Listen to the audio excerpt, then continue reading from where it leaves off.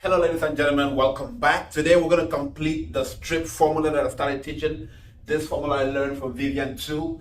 The last video I talked about the first two. The first two we talked about savings and paying off debt, or total debt in short, right? So we're going to look at the last three. We'll look at retirement, we're going to look at investment, and we're going to look at planning, all right? These are all great points to consider if you're thinking about taking control of your finances and all whatnot. I'm going to talk about something towards the end, but when it comes to when it comes to retirement in particular, I like to look at it as three options you have to be very conscious of. All right, when you're thinking of retirement, first of all, there is in my opinion a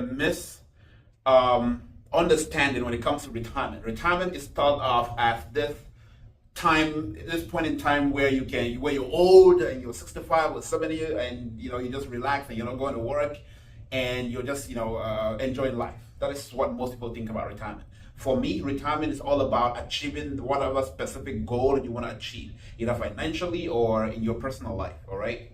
Now, let's talk about retirement and some tools that most of us utilize for retirement. Now, in my opinion, it all comes down to taxes. All right, it all comes down to taxes and which tax codes you want to leverage. So there is three ways you get taxed. You can either choose to get taxed now, you can choose to get taxed later, or you can choose to never get taxed at all. It all comes down to you. But you need to understand where you fall, all right, or which bucket you're utilizing for retirement. So let's start with this. What is your retirement goal? What dollar amount do you consider a retirement achievement? Let's look at a typical person, all right, in the United States who is thinking of retiring at age 65. Now, if you retire at age 65, let's look at this. If you're age 65 years old and your life expectancy, give or take, 80, let's say 85, from 60 to age 85, all right, that's about 20 years. That's about 20 years of you dependent on whatever you have kept aside in your working days. Let's say you started working at age 18. From age 18 all the way to age 65, how much money did you keep aside for this time, for this 20-year period? And so I mentioned that the misunderstanding that I think most people have is they're just planning for this, right, to get to age 65 and then claim to retire. But you need to know how much is going to satisfy you in retirement. And the easy way for me that I use with most of my clients is I ask them, how much are you going to need in terms of annual income? How much do you think you need in a year to survive, to maintain your current, if not, increase your financial status or your lifestyle? And let's assume someone making about $100,000 in their formative in their working years. So if you're making $100,000, if you're still going to need $100,000 in retirement every single year to maintain your lifestyle, because what we forget is in retirement you probably are going to need more money. The mistake a lot of people think or make is that they think they're going to need less money in retirement. In my opinion, you're going to need more. Because at age 65, you probably have some grandkids, if I'm not mistaken. You probably want to travel the world. You probably have, medical issues. Because again, the older you get, the more, likely you are to contract some medical issues. So let's assume someone is going to need about $100,000, or more. Let's just keep it at 100. From here to here is 20 years. So if you need $100,000, right, 100K times 20, that's $2 million. So you're gonna need $2 million by the time you hit age 65.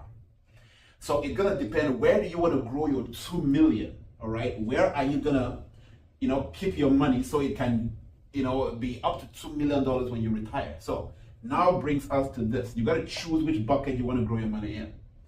Tax now means you're putting your money in stuff like stocks, checking or savings accounts, or mutual funds, because these accounts get taxed on withdrawal. If you want to withdraw money from these accounts right now, you get taxed, immediately.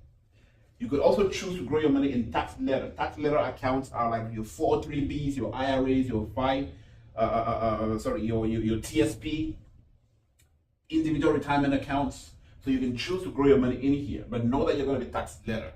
And if you already know that you're going to fall in a tax bracket in the future, but you have no clue what that tax bracket is going to be, again, if you decide to put your money in this portfolio, you want to know how it works, all right? Now, tax later basically means that if you hit age 65 years old, in your 401k or 403b or IRA, remember that you still owe taxes on this. So whenever they deduct the taxes later, when you're about to retire, you're gonna have just the balance left, whatever the balance is. If the balance is about 1.5 million or less, right, that's what you retire on. So does that satisfy your $2 million retirement target? The answer is a no. Now, the third way you could look at this is I'm going to grow my money in a tax never account, which means whatever money I'm putting in this portfolio is going to grow 100% tax free. I'm going to be able to pull out this money without paying anything in taxes. All right. So you could choose to grow your money in any of these. All right. That's a 7702. That's a tax code, by the way. A Roth IRA or Roth 401k or mutual bonds. These accounts don't get taxed. Now, when you dive into this, you're going to then understand something too, all right? There is something called variable, and there is something called index. In the index strategy, this is basically how it works, all right? In the variable strategy, this is basically how it works. Your money, you're making money but losing money over time. So you're going to pick and choose where you want to put your money. Now, all these portfolios and these two right here, these two fall in these kind of growth. It's variable. All right, even though it's tax never, but again, it's invested in the stock market, which means that you're making money and you potentially can lose money. 7702 accounts, on the other hand, which is a tax never account, grows this way. You make money, but you never lose money, right? You're always trending upwards. So obviously, you want to pick and choose. Where do I want to, fund my retirement? There's a lot I've covered. You pick and choose where you want to do it. The mistake I have a lot of people make is they don't start saving for retirement early enough. I've talked in my previous videos about compound interest and how compounding is very, very, very important. The rule of 72. These can help you grow your retirement funds significantly over time. But you have to start early. You have to start, as early as possible so you have enough time for it to compound. All right. So it's better to start early than start super late, because again, depending on where you grow your money, you may end up with your target retirement fund or nothing at all. So you want to be conscious of that, all right? So secondly, we're going to look at investment, all right? In the STRIP formula, the second thing we talk about is investing. Now, I read a book a while ago that vividly described how you can start building wealth long term, all right? So we look at something like this. When you're thinking about building wealth over time, never mind my drawings. Let's just say this is the first foundational block that you have. What do you find here? If you're building wealth, you want to become wealthy in the future, the first thing you should consider is protection. Protection is the first thing should be the first thing in your list. The second thing is paying off debt. All right. The third thing is creating an emergency fund. All right, emergency fund. Create your emergency fund and then you invest. Investing should be one of the last things you consider when you're thinking about growing wealth over time. Now, why protection? Now, how I understood it was this way. Because when you make an income, the first thing most of us think about is, where do I keep my money? Where do I keep it? Where does it grow? How do I multiply it? All right. How do I duplicate all this money? So we jumped into investing very early on. And you notice that because you have no emergency fund and because you're now tying most of these investments, and for us, especially immigrants, most of what we consider investing is back in our home country. I don't know where you're from, South America, Asia, India, you name it, Africa. Most of what we think is investing is when you send money back home and you're building a hotel or you're building a house or you're starting a business. Yeah, those are investments, but keep in mind, they are not liquid. All right, they're not liquid. So if you ever get into an emergency, you cannot pull money from your investment because your money is all the way in Africa or in Asia or in South America. So you cannot use that money because you have an emergency. So you are still as exposed as someone who had no money at all. All right. So you want to think of all of that. So you start with protection. You want to protect what you have. Protect the little you have. Protection means you're transferring risk to a different individual or to a different entity, which means that you're assuming your risk. All right. The reason you buy car insurance is so that you can transfer the risk of getting into an accident and having to pay out of pocket to an insurance company. They assume that risk and say, yep, we're going to pay you this amount of money, $30,000, $40,000, $50,000 if you ever get into an accident. We're even going to repair the other person's car so you're safe. You get protection, all right? Health insurance is the same way. You want to get protection. Home insurance, the same thing. If my house burns down, what happens? Protection. So this American system is designed in a way that protection should come first, and it comes first. Because I've noticed that when you walk into a dealership, you cannot drive out of that lot without protecting that car. You cannot buy a home without protecting it. You cannot, I don't know. There are a lot of things, health insurance and all whatnot. So you have to think about protection. Life insurance, everything, protect what you have first. All right. The second thing is get out of debt. Get out of debt. Whatever debt you have. If you have no debt, kudos to you. Amazing. Then you can skip this part. If you have no debt, skip this part. But for the majority of us, we have debt. Could be whatever debt: school loan, car loan, medical loans, credit cards, you name it. So your priority should be, how do I get out of debt as fast as possible? If you reference my previous video, you're going to learn some tricks on how to get out of debt. And then the next thing you do is create an emergency fund. An emergency fund keeps you, it gives you a peaceful mind. Lets you sleep peaceful at night, knowing that if anything was to happen out of the blues, I'm taken care of. So an emergency fund is super, super, super important. And then you get to the last phase of it, which is investing. Because guess what? When you're protecting your bottom line and you have enough money now from paying off your debt, you have an emergency fund for if anything was to happen. Now you can invest in peace. You can do even more when it comes to investing. All right. So I've learned to do this because my formula was this way. I learned that was the wrong formula to build wealth. And so I'm starting this one right here, which is protection, paying off all debt, creating an emergency fund, investing. So when it comes to investing, you're going to pick and choose where you want to invest your money. I'm not a financial advisor. I'm a financial educator. So I can give you some tips or some ideas on where to invest your money, but I'm going to leave that at your discretion. All right. Real estate is one direction that I am very familiar with. All right. So on a one-on-one basis, I can probably give you some tips on how to start investing in real estate the right way.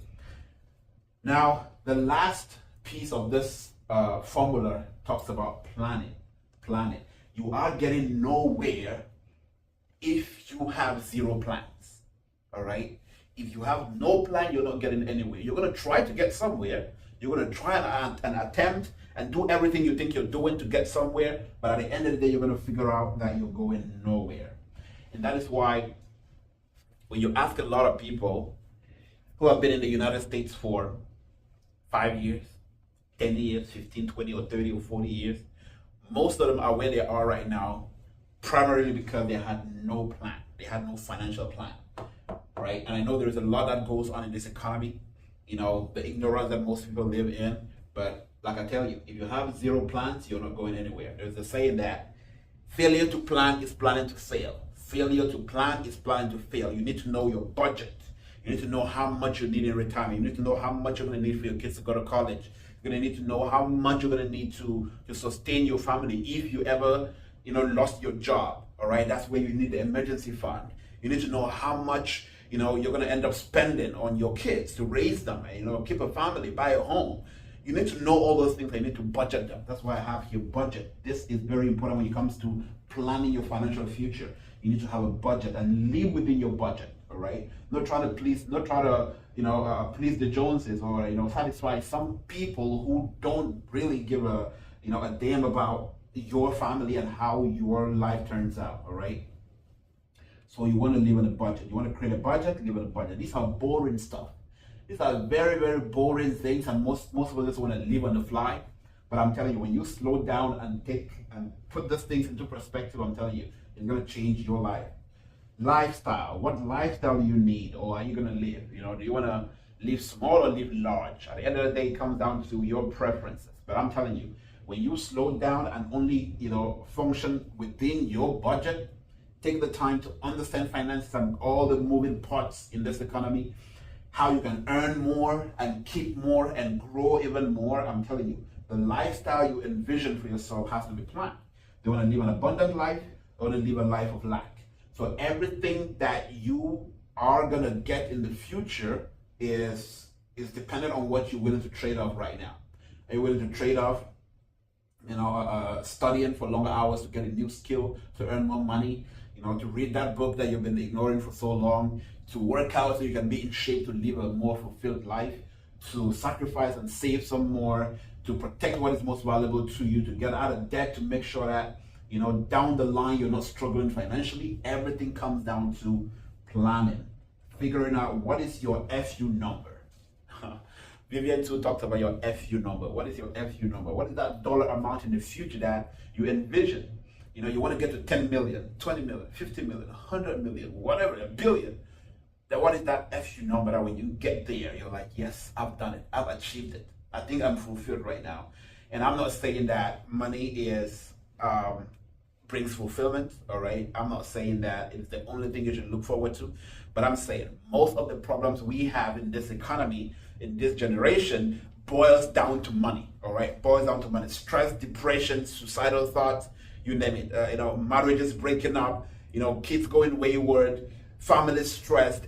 Most of these things stem down to money, stem down to finances, all right? We may not accept it, but that is what it is, all right? So when you take control of this and make this money topic more accessible to your family, to your kids, to your spouse, if you make this topic, as easy to discuss and not very, how can I put it? Not more of a taboo to talk about money. I'm telling you, when you normalize this discussion, it's gonna make you a more